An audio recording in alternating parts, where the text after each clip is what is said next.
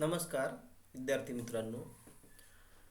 मागच्या लेक्चरमध्ये आपण ह्या थेरमपर्यंत आलेलो आहोत. तर मी ह्या थेरमपासून आज सुरुवात करतोय.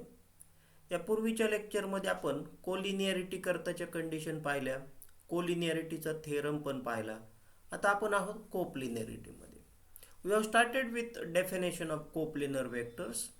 Vectors are said to be coplanar if they are parallel to one and the same plane.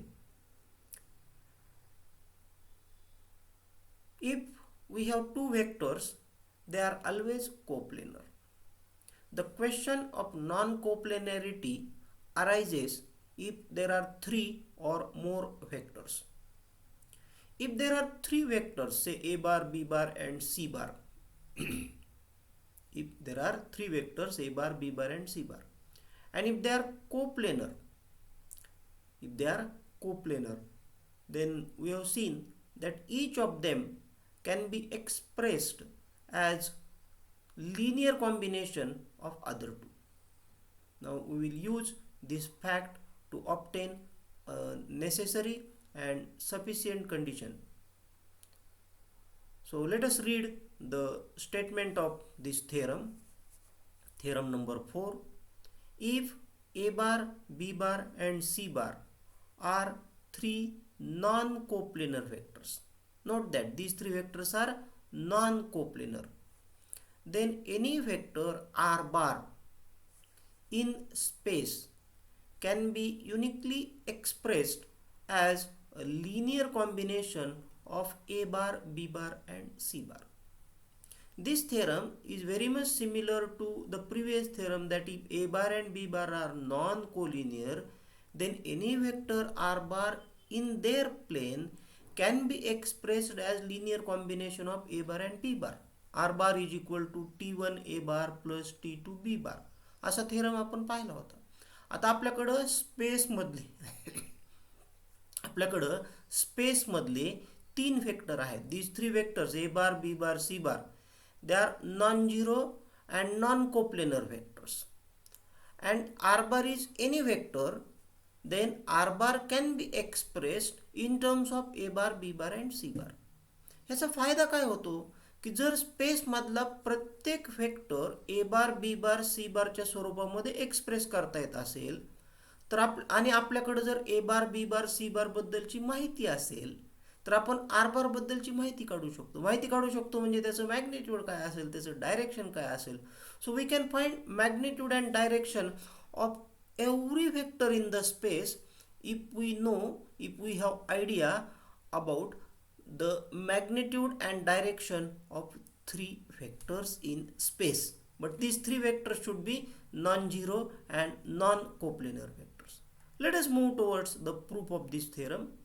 So let a be any point in space and take vectors a bar, b bar, c bar and r bar so that a comes their initial point. आपल्याला हे सगळे free vector असल्यामुळं आपण त्यांना मागे पुढे shift करू शकतो. Shifting is possible, shifting is allowed. So we shift these four vectors in such a way that their starting point is same. Let us denote this r bar by ap bar. So with this notation, we let me draw the figure, show you the diagram. So this ap bar represent r bar, and three vectors a bar, b bar, c bar, they are represented by this ab bar, aq bar, as bar. Actually this vector a bar starts from a. B is not its endpoint. Now what is b? Let me explain what this b is. So from point p, the endpoint of vector r bar, from point p we draw planes which are parallel to the planes which we already have. We have three planes: plane determined by a bar and b bar, plane determined by a bar and c bar, plane determined by c bar and b bar. So we have three planes and we draw three more planes which are parallel to these three planes and which pass through point p. P point मधून pass होणारे आणि already आपल्याकडे असणाऱ्या प्लेनला parallel असणारे plain काढले, त्यामुळे ही अशी बॉक्स सारखी आकृती तयार झालेली आहे. याला पॅरलेलोपिपेड असं म्हणतात. ह्या आकृतीला काय म्हणतो आपण? पॅरलेलोपिपेड. each face of this parallelepiped is a parallelogram. So P, C, Q, R, P, this is a face. ही एक पृष्ठ आहे. T, P, R, S, T, this is the top. This is the top. This is also a face. So faces, this it has 6 faces and each face is a parallelogram. Therefore this solid is called a parallelepiped. It is called parallelepiped. Now now this r bar, we have to express r bar in terms of a bar, b bar and c bar. In this diagram only I will explain you the complete proof. हे diagram मध्येच मी तुम्हाला आता हे पूर्ण proof सांगणार आहे. Now first we look at vector O B bar and vector A bar. A bar हा खूप मोठा आहे ए बी बारच्या तुलनेमध्ये. A B bar is shorter as compared to A bar, but this A B bar and A bar they are collinear. When two vectors are collinear, each of them is a scalar multiple of other.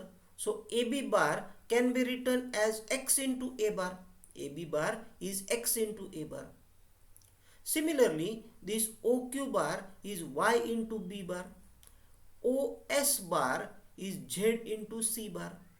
So these vectors AB bar, AQ bar, AS bar, which are represented by adjacent sides, coterminous edges of a parallelepiped, they represent XA bar, YB bar and ZC bar. We want to express R bar in terms of these three. Now we first focus on parallelogram A, B, C, Q, A.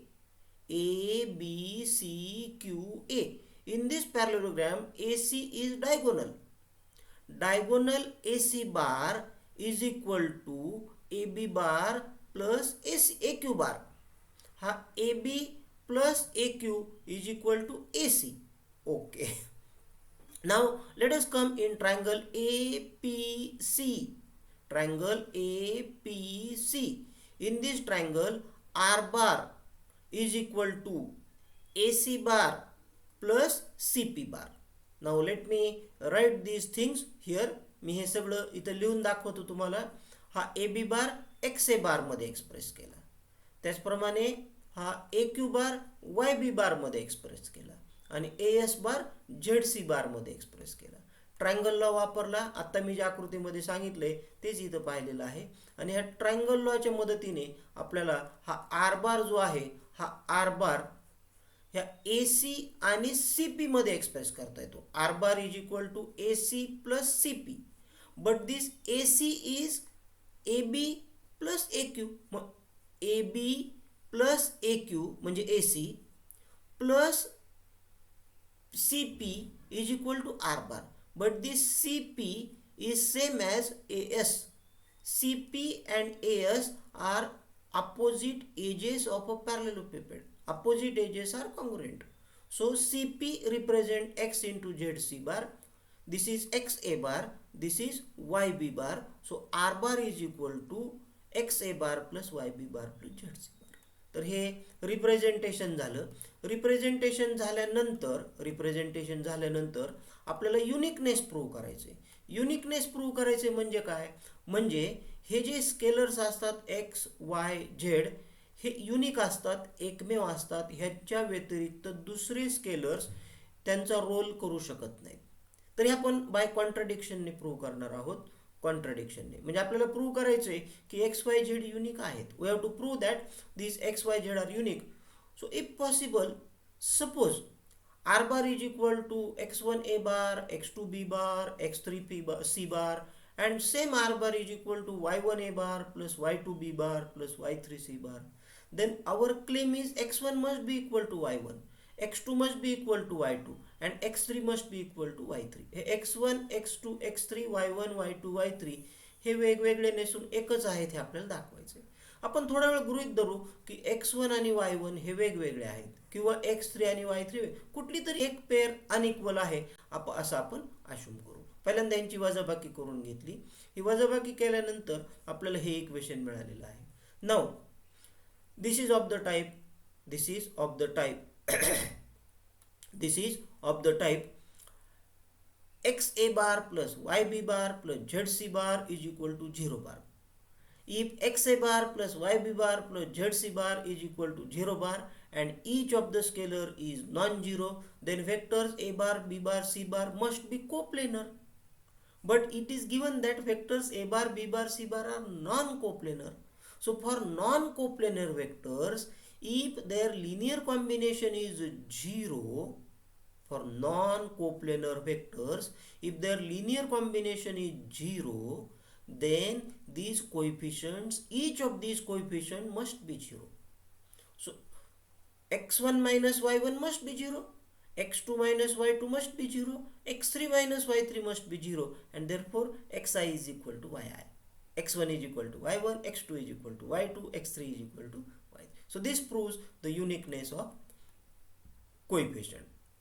Now position vector म्हणजे काय ते पाहूया आपण. Position vector means vector which gives us the exact position of the point. Position vector म्हणजे एखाद्या पॉइंटची निश्चित जागा आपल्याला शोधून देणारा वेक्टर. कोऑर्डिनेट्स आपल्याला पॉइंटची जागा शोधून देतात. मग कोऑर्डिनेट्स बरोबर आपण एक वेक्टर रिलेट केला तर आपल्याला वेक्टर समजला की कोऑर्डिनेट समजणार, कोऑर्डिनेट समजला की पोझिशन कळणार. म्हणून आपण हा कन्सेप्ट इथं डिफाईन करणार आहोत. तर if P is a point in space having coordinates x y z and origin has coordinate 0 0 0, then OP bar is a vector represented by directed line segment OP. This vector OP can be expressed in terms of I, J and K. आपण I, J, K च्या स्वरूपामध्ये express करू शकतो. हा P पॉइंटचा x coordinate x आहे. तो x असल्यामुळे आपल्याला हे समजतं की ह्या पॉइंटचं YZ प्लेन पासूनचं डिस्टन्स x आहे. YZ प्लेन पासूनचं P पॉइंटचं डिस्टन्स म्हणजेच हे जे फेस आहे PNAL ह्या फेसचं YZ प्लेन पासूनचं अंतर. हे जे पृष्ठ आहे पॅरलेलोपिपेडचं, ह्या पॅरलेलोपिपेडचं फेस आपल्याकडच्या बाजूचं जे फेस आहे ते एक YZ प्लेन पासून किती दूर आहे तर ते x डिस्टन्सवर आहे. म्हणजे हे डिस्टन्स x आहे, हे डिस्टन्स x आहे, म्हणजेच हे CN डिस्टन्स सुद्धा x आहे, म्हणजेच OA डिस्टन्स सुद्धा x आहे. मग OA डिस्टन्स जर x असेल तर OA हा जो वेक्टर आहे that OA vector can be expressed as x into I. So OA is x into I, OB is y into j. हा ZK चुकून इकडे आलेला आहे. This must be this LP is Z into K, and AL which is collinear with OB that is Y into J. So coterminous edges of this parallelepiped represent XI, YJ and ZK. Therefore diagonal represent their sum XI plus YJ plus ZK. So if we have point P whose coordinates are x, y, z, then we associate vector which vector xi plus yj plus zk with point P, and that is called the position vector of point P. Now I will tell you about magnitude of that vector. जो vector r बार किंवा OP बार असतो त्याचं magnitude. It's magnitude means its length. Its length means distance OP, and distance OP is given by distance formula which is root x square plus y square plus z square. Now when we have vector r bar which is expressed as xi plus yj plus zk, these xi, yj, zk they are called components of vector r bar. Component म्हणजे सुट्टे भाग. तर ह्या R बार या वेक्टरचे सुट्टे भाग आहेत. एक्स ॲक्सिसच्या डायरेक्शनने असणारा कंपोनेंट म्हणजे एक्स आय, वाय ॲक्सिसच्या डायरेक्शनने असणारा कॉम्पोनंट वाय जे, झेड ॲक्सिसच्या डायरेक्शनने असणारा component Z K. Scalar component जर पाहिजे असेल तर हे जे स्केलर्स असतात X Y Z, these are called scalar component. आणि हे X with I that is called vector component. तर हे झालं कॉम्पोनंट बद्दल. आता मी दोन वेक्टरच्या ॲडिशन बद्दल थोडं बोलणार आहे. If a bar is equal to a1i plus a2j plus a3k, हा ए बार वेक्टर आहे.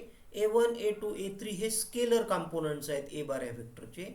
इथं बी बार हा वेक्टर आहे आणि बी बार वेक्टरचे scalar components b1 b2 b3 असे आहेत. Then a bar is equal to b bar means these two vectors are equal if and only if their corresponding components are equal, means a1 is equal to b1, a2 is equal to b2 and a3 is equal to b3. This is equality of vectors. Now we can prove it easily. If a bar is equal to b bar, then take their difference a1 minus a2i, b1 minus b2j, c1 minus c2k, आणि मग ते equate जर केले त्यांचे coefficient झिरोला तर आपल्याला ह्या गोष्टी मिळतात. इथे एक कॉमा हवा होता, या ठिकाणी जो आहे या ठिकाणी इज इक्वल टू जर साईन नाही पाहिजे, हे कॉमा द्यायला पाहिजे इथं असा, कारण इथून वेगळा भाग सुरू होतो. हा जसा स्वल्पविराम आहे तसं स्वल्पविराम इथं पाहिजे. हे इक्वल असतील असं नाही म्हणायचं, असं नाही म्हणू शकत. If a bar is this vector, b bar is this vector, then a bar plus b bar, how to find their sum? We add corresponding components. म्हणजे a1 plus b1i, a1 plus b1i, a2 plus b2j, म्हणजे j चे जे कोएफिशियंट्स आहेत y ॲक्सिसच्या डायरेक्शनने असणारे जे component आहेत त्यांची बेरीज करायची. तसंच हे z कॉम्पोनंट जे आहेत त्यांची बेरीज केली. If k is any scalar, then k into a bar is equal to, when we have to multiply a vector by scalar k, we are supposed to multiply each component by that scalar k. प्रत्येक componentला त्या स्केलरने multiply करायचं. If a cap is unit vector along vector a bar, then last time we have seen this a cap is equal to a bar upon magnitude of a bar. ह्या A cap मिळवायचा असेल तर vector A बारला त्याच्या स्वतःच्या मॅग्निट्यूडने divide करायचं. मग हा ए बार आपण ह्या कार्टेशियन फॉर्ममध्ये लिहिलेला आहे इथं, आणि त्याचं मॅग्निट्यूड जे आहे ते मॅग्निट्यूड असतं root of a1 square plus a2 square plus a3 square. You have studied this part. ह्या स्क्रीनवरती जे काही दिसतंय हे सगळं तुम्ही 11वीच्या फिजिक्समध्ये केलेलं आहे. तुम्ही युनिट व्हेक्टर काढायचे, तुम्ही व्हेक्टरचं मॅग्निट्यूड काढायचे. परत एकदा शिकतोय आपण एक रिव्हिजन म्हणून. खरा वेक्टरचा पार्ट जो आहे तो अजून सुरू व्हायचा आहे. म्हणजे आपलं हे 4थं लेक्चर आहे तरी अजून आपली रिव्हिजनच चालू आहे. 11वीमध्ये जे शिकलो त्याची रिव्हिजन चालू आहे. जाऊयात आपण थोडं पुढं. Collinearity of 3 points. 3 distinct points A, B, C with position vectors a bar, b bar, c bar are collinear if and only if there exist 3 non-zero scalars x, y, z such that x a bar plus y b bar plus z c bar is equal to 0 bar and x plus y plus z is equal to 0. We can prove this result by using the theorems which we have studied. आतापर्यंत आपण जे theorem शिकलेलो आहोत त्या थेरमच्या मदतीने आपण हे करू शकतो. याचं प्रूफ जे आहे ते प्रूफ याचं देऊ शकतो. So this is condition for collinearity of 3 points. 3 points are collinear if and only if there exist 3 scalars x, y, z which satisfy these 2 equations. तुम्हाला हे इक्वेशन पूर्वी पाहिल्यासारखं वाटेल, परंतु खूप वेळा ह्याच टाईपचं इक्वेशन आपल्याकडे येतं. परंतु याच्यातले ए बार, बी बार, सी बार काय आहेत ह्या थेरममध्ये, ह्या रिझल्टमध्ये ते ABC पॉईंटचे पोझिशन व्हेक्टर्स आहेत. आणि आपण हे व्हेक्टर कोलिनियर आहेत, व्हेक्टर कोप्लेनर आहेत असं नाही म्हणत. This is condition for collinearity of points. This is condition for collinearity of points. आता 4 point. 3 points are always coplanar. 3 points are always coplanar. The question of non-coplanarity of points arises when there are 4 or more than 4 points. So here is one result which says about the coplanarity of 4 points. Let us read this statement. Coplanarity of 4 points. 4 points A, B, C and D are not are, something is said about these points A, B, C, D, no 3 of which are collinear. हे 4 point असे आहेत त्यातले कोणतेही 3 घेतले तरी ते collinear नाहीत. No 3 of them are collinear. कोणतेही 3 घ्या, ABC घ्या, एका लाईनवर नाहीत. BCD घ्या, एका लाईनवर नाहीत. कोणतेही 3 निवडा 4 पैकी, ते एका लाईनवर असणार नाहीत. If 4 points A, B, C, D with position vectors A bar, B bar, C bar, D bar are coplanar if and only if there exist 4 scalars x, y, z and w, not all zero, such that xa bar plus yb bar plus zc bar plus w into d bar is equal to 0 bar. And one more condition is there, x plus y plus z plus w is equal to 0. So these two results are very much similar to each other. One more term has arise in each of these two equations. वरत्या line मध्ये त्याच्यामध्ये एक term प्रत्येक equation मध्ये आलेली आहे, ती म्हणजे डब्ल्यू डी बार. आणि इथं डब्ल्यू ह्या स्केलरची सम 0 असली पाहिजे, ही वेक्टरची सम सुद्धा 0 असली पाहिजे. This is condition for coplanarity of 4 points. Now our next result says about the linear dependent, linear independent of vectors.